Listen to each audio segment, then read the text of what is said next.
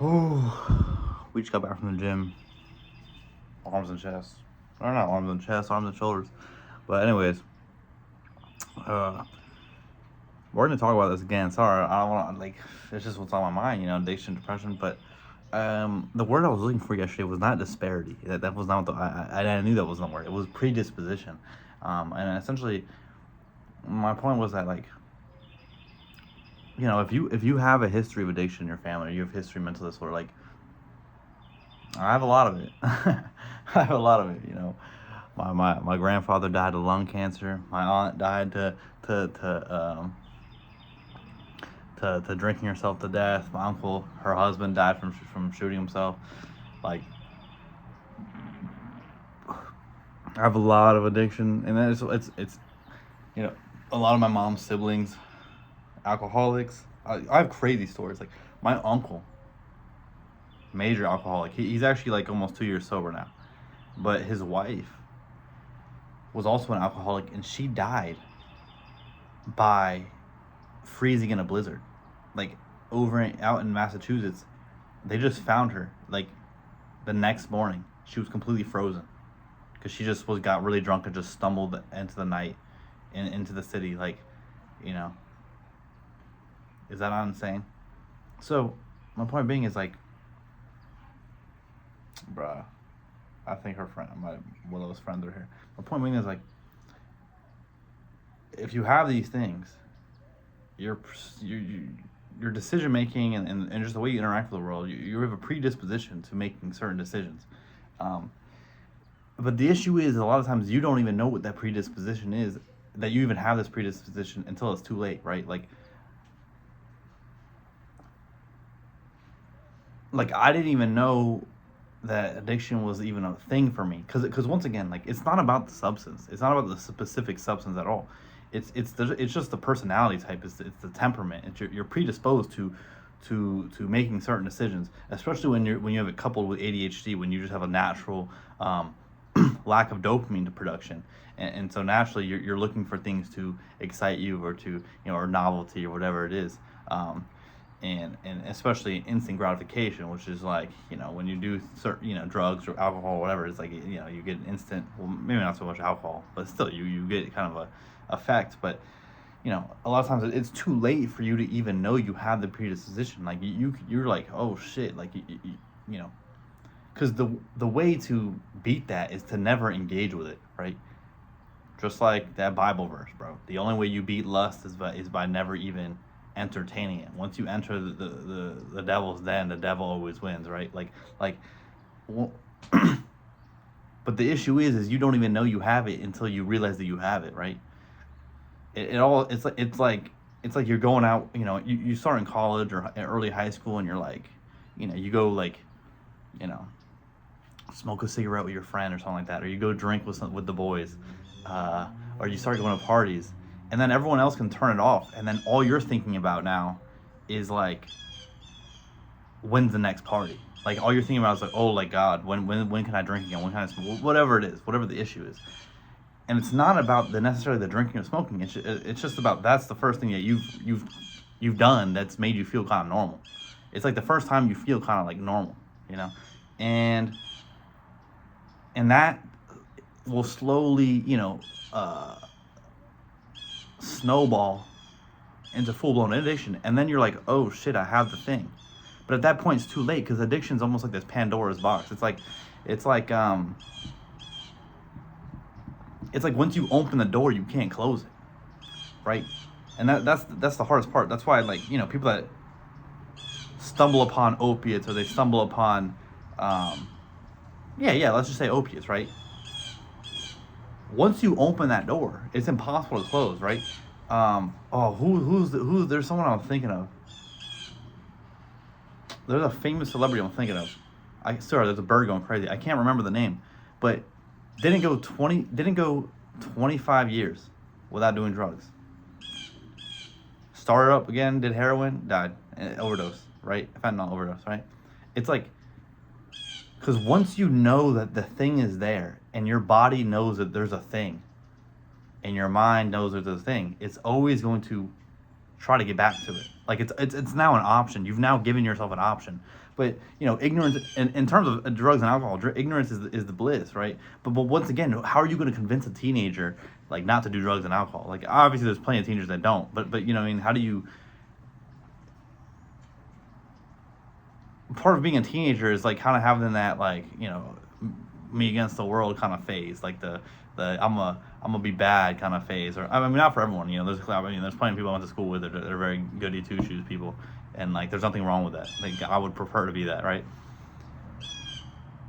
But the prevention, like a lot of this prevention, like the DARE prevention in schools that were taught is like, don't do this. But of course you're gonna do it when someone says don't do it. But it's like, but really don't do it, bro. But it's hard, right? But what I'm saying is like, before it's too late. By the time an addict realizes that they have this predisposition, it's too late. Right? Like I realized I didn't know I had this kind of gene and this kind of like this predisposition until within the last couple of years, right? It's way too late. Way too late. But it's not, once again, it's a temperament. It's not just about the specific drug. It leaks into everything you do. It's the impulsivity. When it comes to money, when it comes to buying things, when it comes to just like eating foods, when it comes literally anything, especially compared with ADHD or some of the youth that are neurodivergent and autistic, like getting like hyperfixated on something. There's nothing wrong with being hyperfixated, but you see it, like the hyperfixation is like this weird thing where you're like, you'll do the same thing for like 3 months in a row, then you'll never do it again. But then you'll have to find something new, and you'll find something new. But the thing about the drug is like that's scary. To get to that point is scary, and you don't want to enter that kind of finding something new when it comes to drug addiction. Like you really like that's, and I never got there. Like because I knew I thank God. I mean, I told you guys that it was I realized I had this predisposition a little too late, but it wasn't too late in the sense that like when I realized that, I was like, oh, I know there's certain things I'll never do, right? Like I'm not gonna touch an opiate or a pill, like. And during college, I met I met this dude, and I met him one time. Next time I heard about him, he had overdosed on Percocet, right? Like that type of shit, right? Where I knew that if I were to touch anything, any hard thing or anything crazy, that I would be homeless and like. Or I would be homeless or self-destructive, or I would have no more family. I would be, it would destroy my life in a matter of days or weeks, right? I knew that about myself. And so, yeah, like, my point, like, what I was trying to say yesterday is like, a normal person, which is like, I don't even know if I believe that there's normal people, but maybe a neurotypical person that just is engaging with life neurotypically, like, the people that you meet that they don't do anything, They don't drink, they don't smoke, they don't have sex, like, which is great. Like, I'm not trying to say that's a great thing. Like, that's a great thing, And some of these people do it straight. Some of these people used to be addicts, and they willpower their way there. But still, I'm not even talking about them. I'm talking about these people that they go about life. Everything is kind of like this 50-50. Like this decision tree is always 50-50. Like there's never, or maybe even it's even 70-20 or 70-30, 80-20 in the direction of like making good decisions, right? But the addict and that temperament predispose you to making decisions that are 60-40, 70-30 in the bad direction, in the direction of self-destruction, in the direction of like impulsivity, of self-deprecation, of lacking self-respect, of just like, yeah, just being self-destructive. Like that is in, and doing everything that is like, if I'm the mind, body, and soul, like, right, a lot of times I like to pretend like I'm the mind or the soul, and I'm better than the other two, right? But the truth is, it's all one thing. It's the pyramid, right? It's all, you can't, your mind and soul can't feel good if your body's not feeling good. Like they're all, my dog's tweaking out, right? Oh man, I forgot what I was gonna say.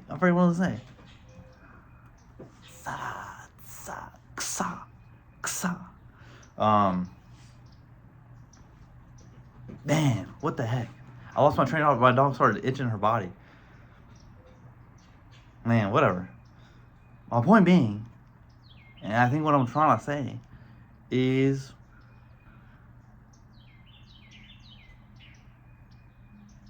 like there it is.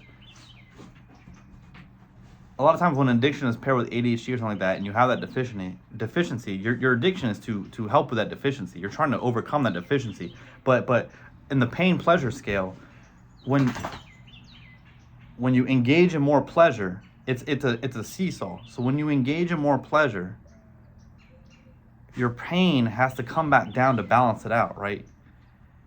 And so you're always you have this predisposition because you're making short-term decisions that are just destroying your body long-term. And because your body's being destroyed, and your brain is part of your body, let's not forget. Your brain is part of your body. So you're also destroying your brain, which is affecting your mind. And then your soul is trying to pilot a body, and a mind and body that is sick and that is ill. And so being predisposed and not being aware, and you're continuously making decisions that are short term, that are you know, what's the right word? Like,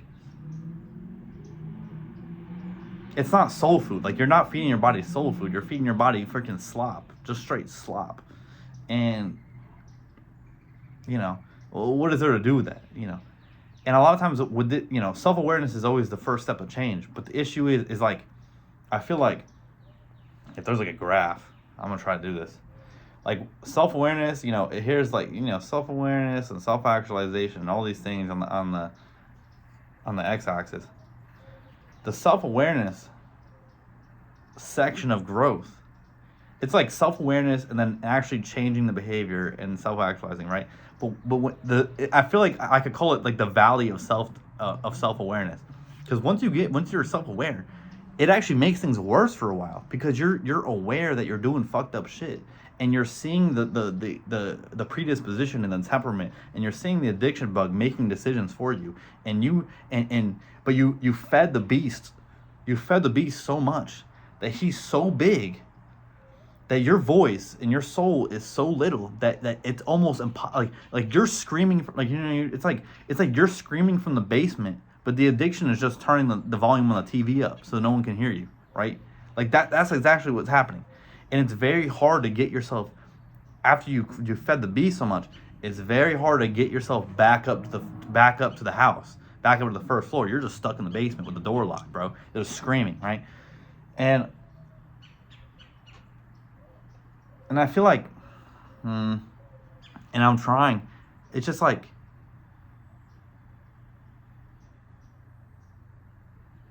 it's a beast, bro.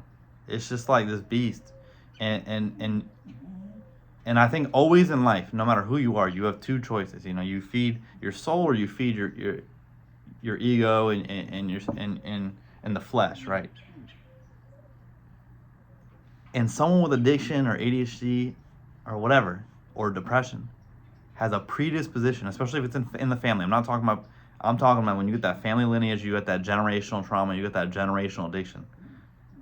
You have a predisposition and a temperament towards feeding the flesh. And so you have to fight yourself. And you have to fight your instinct and the way you are coded. Because a lot of life is, you want to go with the flow. You're supposed to flow like water. But for someone with these predispositions, and I'm not trying to be like a victim. I'm just explaining, bro, what's up, bro? I'm just trying to explain what's going on. Like, you have a predisposition to, we're essentially to self-actualize and to feed your soul and your spirit. You have to go against everything. Because usually, like any person, you have to go against your flesh. But this is to another extent, because you are not producing dopamine. You don't even feel like a normal person unless you're engaging in these kind of behaviors, right? Yeah, it's kind of crazy, and I don't know. It's a predicament, let's just say, and I'm gonna keep trying to figure out the solution.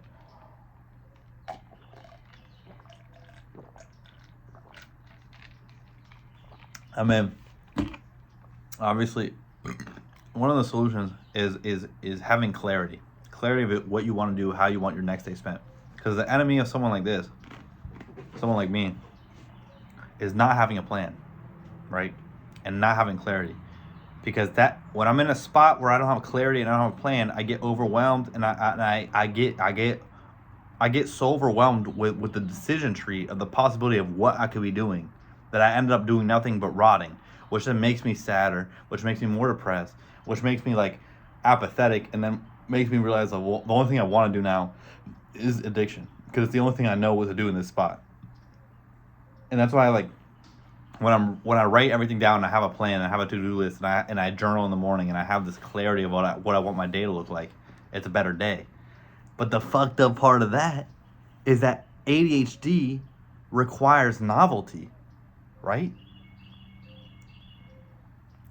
So making a plan goes against ADHD. But once again, the person with ADHD needs a plan, but a plan is almost impossible to follow because it's not novel. You have to find this sweet spot where you leave enough room for novelty, but you still have structure and you have clarity with what you're doing with your day, because you need clarity. Anyways, I'm gonna stop yapping because my dog's gonna keep tweaking out. But I'm out of here. Guys, girls, gays, queers, they, them, these are. Any, all, everyone, anyone. Bless rest of your Tuesday. I'll catch you guys tomorrow on a beautiful Wednesday. It's payday. 10-4. Love you.